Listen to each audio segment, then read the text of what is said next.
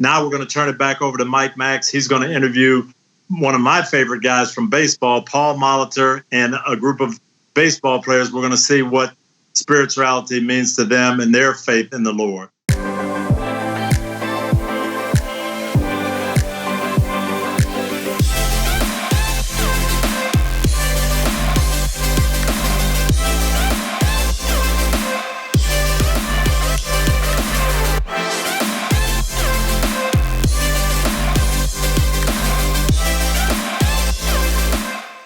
Wow, now we remember what we've been missing this spring, baseball and baseball highlights, and who knows when we'll see them again.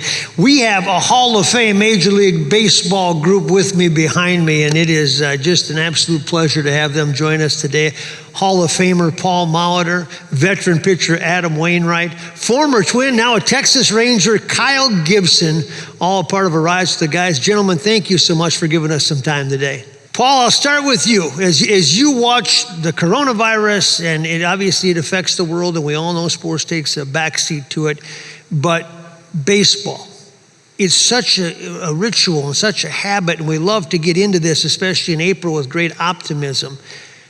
How has baseball handled it behind the scenes, and what has this been like for baseball to go through something like this? Well, Mike, there's a lot of cliches being thrown around, unprecedented times, and trying to remember what our priorities are. No question, keeping as many people healthy as we can is number one. But I think we all understand that spring is a time of renewal, and part of that renewal each and every year is the start of the baseball season. So people that have a passion for the game certainly are feeling the void. Adam Wainwright, you have just about put a check by every box on the bucket list that you could have in Major League Baseball, and you keep pitching and you keep coming back. What is it that drives you? What keeps you coming back to this game? Well, for one, I just love competing and getting out there. Baseball is a team game, but it's fine. Like if it's most pure level, it's one-on-one. It's mano-a-mano, me versus the hitter. And preparation is one of my favorite things about baseball. And learning the hitters, studying their film, studying their weaknesses, and learning the ins and outs of everybody's swings and why they hit the ball the way they do. That's one of my favorite things about pitching, and it's what I'm missing the most right now, honestly. It's the ultimate game of competition. You know, when if I was going to go play tennis, I'd rather play singles than doubles. I love that one-on-one competition. So that's what brings me back every time, and feeling healthy is a major thing too, which I'm feeling healthy for the first time in a long time in the last couple of years. And before we move on to Kyle, who else do you have with you? You've got a friend there to help you, it looks like, Adam. Yeah, which way do I need to move here? This is little Sadie Faith. This is my fourth daughter. And she is the sweetest little thing, but she said she wanted to help Daddy, so. All right, thanks for helping out. Kyle Gibson, many of us that are watching today are Minnesota Twins fans or familiar with the Twins, although we're streaming this out worldwide. But when we last left you, you were with the Twins and you've moved on to the Texas Rangers. What has that change been like?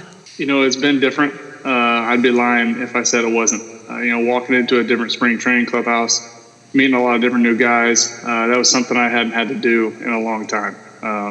But it's been a lot of fun. We got a really good group down there, and what they did in 2019 really reminds me of what we did in Minnesota in 2018. 78-83, 78-84, and they have a lot of young guys that are really good, and now I think we have a starting staff that's ready to compete with anybody. So once we get this thing rolling, we're pretty excited.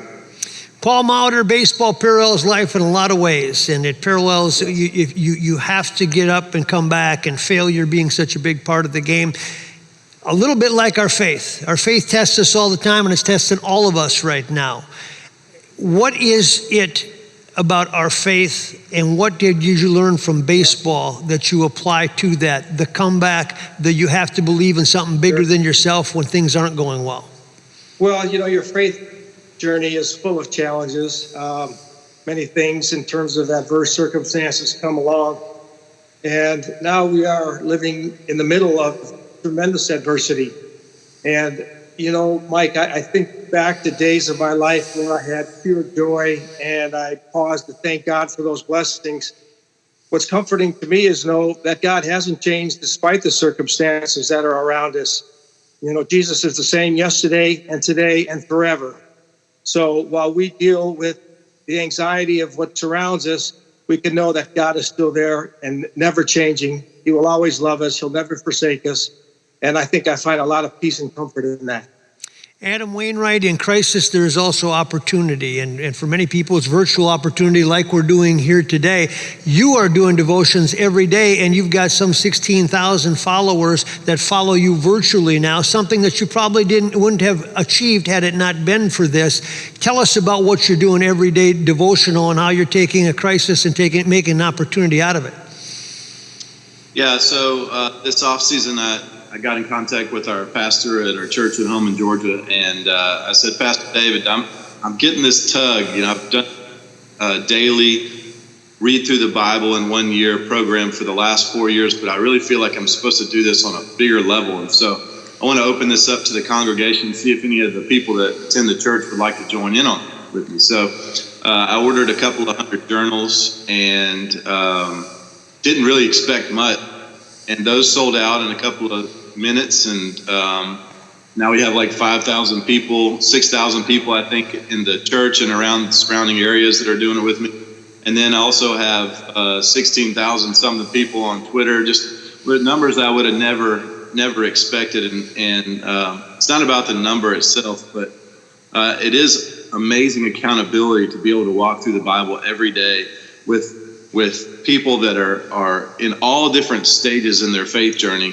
We have brand new believers who have never heard any of the stories I'm talking about, and I have many pastors that are in there with me also that hold me accountable. When I slip up or whatever, they'll text me or email me the next morning. I'll have 25 emails. Hey, you missed this verse up, or hey, you missed this name up. So it's been incredible for me in my personal faith journey, but it's also, I know it's blessing many people. And I told my wife earlier this year, I think it's one of the most important things I've ever done. But you can join in with us on Twitter at Walking W Wayno at Twitter. So it's Walking with Wayno, Walking W Wayno.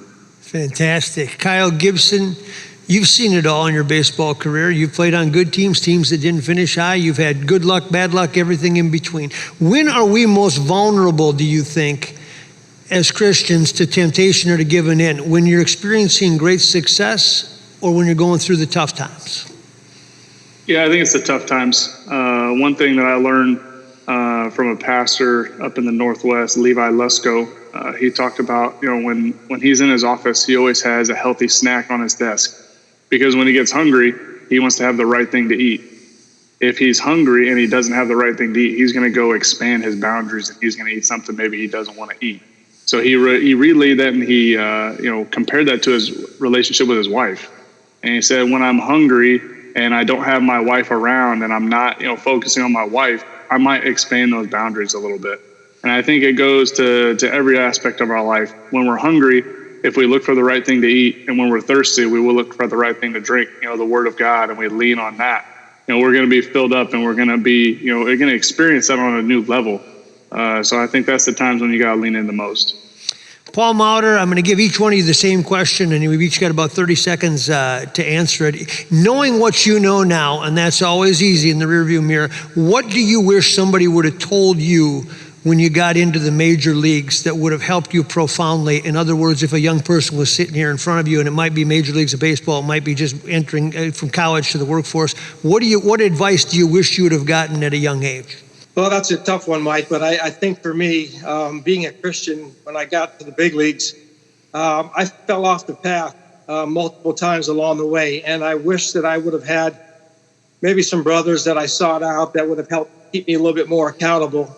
I think it adds to the testimony of the journey, but there's no question that I think my opportunity to witness would have been a lot stronger had I clung to some brothers a little bit more closely, as iron sharpens iron, as they say.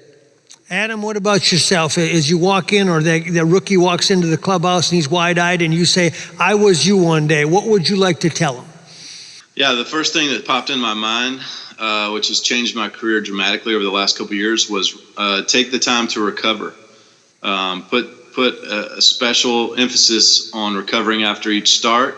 What does that look like? Is that hyperbaric chamber? Is that changing your workouts differently? Is that getting in the pool a little bit? Is that doing more arm care? I don't know. There's lots of different ways to do it, but now we're doing needles and we're doing float tanks and we're doing hyperbaric chambers and we're doing all these different forms of recovery. But I think you should do it before you need it. Kind of like being thirsty. You should drink before you're thirsty. Kyle? I think you got to keep your priorities, your identity, and your passions in line. There's been a lot of times during adversity when I've struggled that those three things haven't been lined up, and I've been leaning on the wrong things and looking in the wrong areas to fill those voids. So I would tell guys to make sure that no matter what's going on, keep your priorities straight, understand where your passion is and where your calling is, and always be following that. And make sure you have your identity tied up in something that's not as fluctuating as baseball. Because when you do that, you're going to ride that roller coaster every single day. Yeah, easier said than done. If you can master that, you're going to have peace in life. Paul Molitor, Adam Wainwright, Kyle Gibson, thank you so much for a Major League Roundtable pertaining to baseball and faith. Gentlemen, we hope to see you back at a ballpark somewhere soon. Thank you guys. A Major League Baseball panel, to be sure. Baseball and life, lots of parallels.